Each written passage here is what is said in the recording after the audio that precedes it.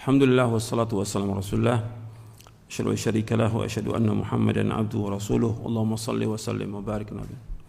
Berkaitan dengan penghinaan kepada Nabi Muhammad SAW yang harus diingat oleh setiap mukmin dan mukminah bahwa para nabi dan para rasul itu mereka diutus untuk mendakwakan dakwah yang hak, ini dakwah tauhid, melarang umat ini dari berbuat syirik. Itu mesti mereka mendapat ejekan, pasti, nggak mungkin tidak. Semua nabi, semua rasul itu pasti diejek, pasti. Antum lihat ayatnya dalam di dalam surah Al-Hijr. Dalam surah Al-Hijr ayat 11. Allah berfirman, "Wa ma ya'ti min rasulin illa kanu bihi yastahzi'un." Dan tidaklah datang kepada mereka seorang rasul melainkan pasti diejek. Surah Al-Hijr ayat 11. Kemudian dalam surah Yasin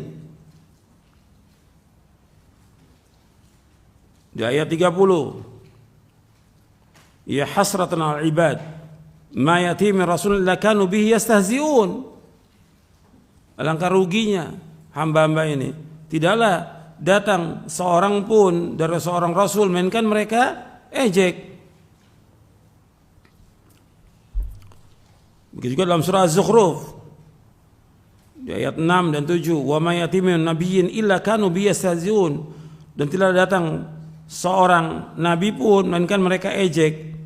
Arti ini sudah merupakan sunatullah, setiap nabi, setiap rasul pasti diejek oleh kaumnya, juga oleh orang-orang kafir, itu pasti diejek.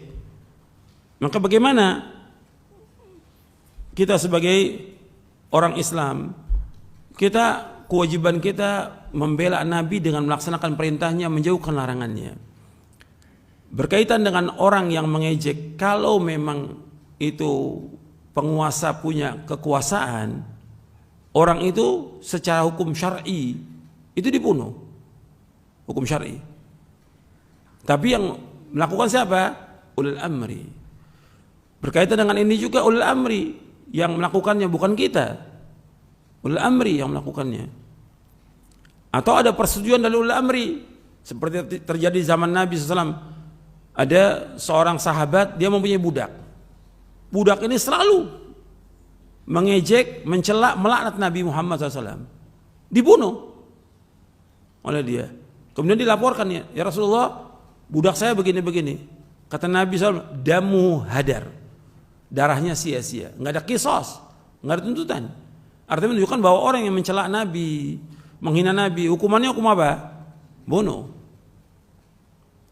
Dan itu sudah dibahas oleh Syekhul Islam Ibnu Taimiyah dalam kitabnya As-Sarimul Maslul ala Syatimir Rasul.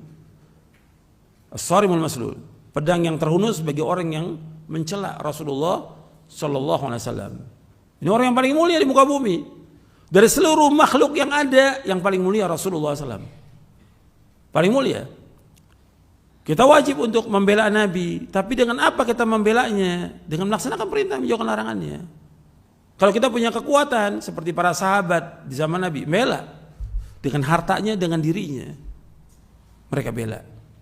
Kalau ada yang mencela, ya dibunuh.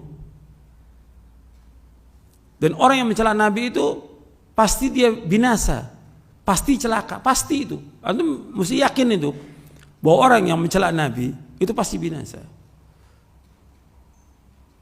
Allah sudah menyebutkan dalam Al-Quran bahwa orang yang mencela Nabi itu Allah nanti yang akan mengazabnya. Allah sebutkan di dalam surah Al-Hijr di ayat 95, "Inna kafainakal mustahzi'in." Inna kafainakal mustahzi'in. Kami yang mencukupi kamu terhadap siapa? Orang-orang yang mengejek, mencela, memperolok-olok Nabi Muhammad SAW. Siapa yang tanggung di sini? Allah. Inna, kami, kata Allah. Artinya Allah nanti akan menyiksa mereka. Jadi urusan di sini Allah. Kita nggak punya kekuatan, nggak punya kemampuan, nanti Allah. Apalagi yang mencela umpamanya kepala negara atau orang yang kuat, Allah nanti akan menghinakan mereka. Dan nanti di dunia ini mereka ini akan dihinakan oleh Allah. Dan kalau dia mati, itu tanah nggak mau terima itu. Orang yang mencela Rasulullah SAW, seperti terjadi di zaman Nabi SAW. Hadisnya sahih riwayat Bukhari dan Muslim dari sahabat Anas bin Malik.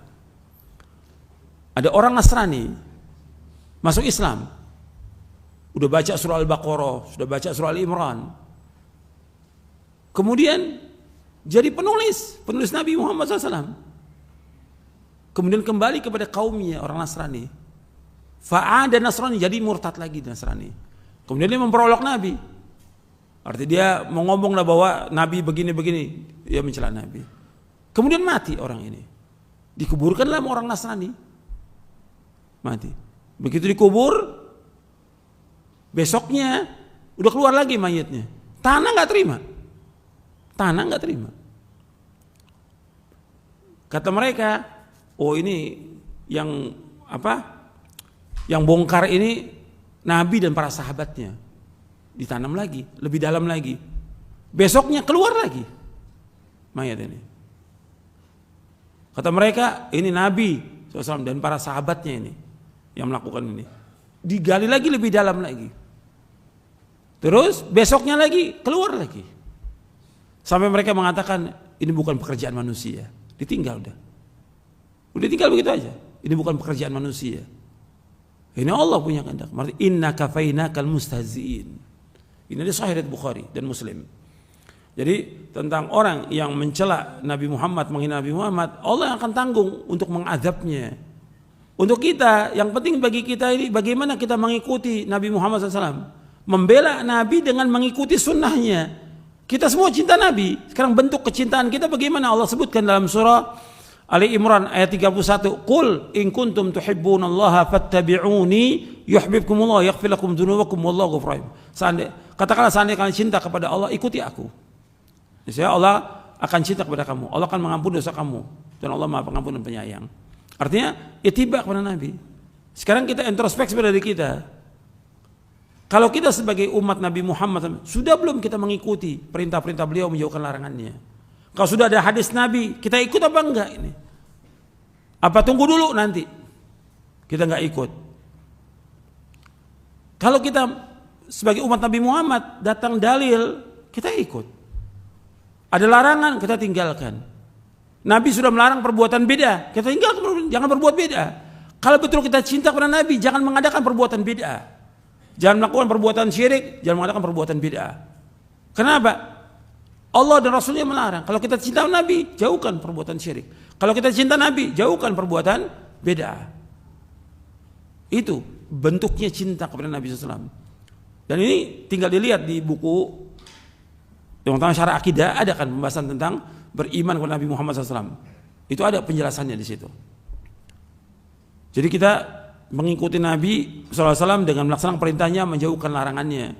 Kemudian mentaati perintahnya, menjauhkan larangannya, membenarkan semua yang beliau sampaikan. Kita beribadah, wajib beribadah menurut apa yang beliau syariatkan. Kita memperbanyak salawat kepada Rasulullah SAW. Kemudian kita nggak boleh berbuat bid'ah, nggak boleh kita gulu berlebihan kepada Nabi Muhammad SAW. Itu bentuk cinta dan pembelaan kita kepada Rasulullah SAW. Itu yang penting. Adapun berkaitan dengan masalah memboikot barang-barang itu bukan urusan kita. Itu urusannya siapa? Ulil amri. Nggak bisa memboikot barang itu pribadi kita atau kelompok, nggak boleh. Pada asalnya jual beli hukumnya apa? Halal. Nabi sendiri jual beli nggak dengan Yahudi? Jual beli. Padahal Yahudi sangat benci kepada Nabi Muhammad SAW. Sampai di akhir-akhir hayat Nabi, mereka buat makanan, perempuan Yahudi ini diracun makanannya. Diundang Nabi untuk makan. Nabi makan dijaga sama Allah. Tapi sahabat banyak yang mati. Bencinya. Tapi tetap Nabi nggak mengatakan boikot Yahudi. Nggak ada itu. Tetap Nabi Muhammad sampai di akhir hayatnya, hadis riwayat Bukhari, hadis sahih riwayat Bukhari. Nabi baju besi tergadai sama siapa? Yahudi. menunjukkan muamalah tetap berjalan dengan orang kafir. Ketika mengatakan boikot, yang mengumumkan siapa di sini? Ulil amri, bukan pribadi. Dan juga melihat kepada maslahat dan mafsadah. Maslahat atau tidak? Mafsadah atau tidak? Gitu. Apakah jerak dengan diboikot itu jerak, kemudian dia taubat kepada Allah, kemudian dia nggak mengulangi lagi, atau tambah jadi dia? Dilihat kepada maslahat dan mafsadah. Itu urusannya siapa? Ulil amri, bukan kelompok-kelompok tertentu, bukan. Pengen jadi pahlawan, ini nggak boleh. Lalu antum ini siapa? Mengharamkan apa yang Allah halalkan.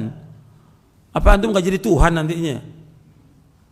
Artinya menghalalkan apa yang Allah haramkan atau mengharamkan apa yang Allah halalkan, nggak boleh dalam Islam. Jadi ini harus perhatikan. Urusan kita ini kita harus jelas. Kita ini sebagai umat Nabi Muhammad SAW. Nanti ada urusannya ulama, nanti ada urusannya ulil amri. Itu harus ada, ditujukan pada tempatnya.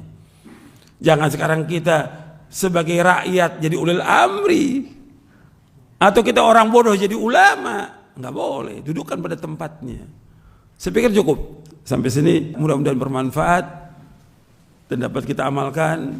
Kurang lebihnya saya mohon maaf. Wassalamualaikum Muhammadin sallallahu alaihi wasallam. Subhanakallahumma bihamdik asyhadu an la ilaha illa anta astaghfiruka wa atubu ilaik. Assalamualaikum warahmatullahi wabarakatuh.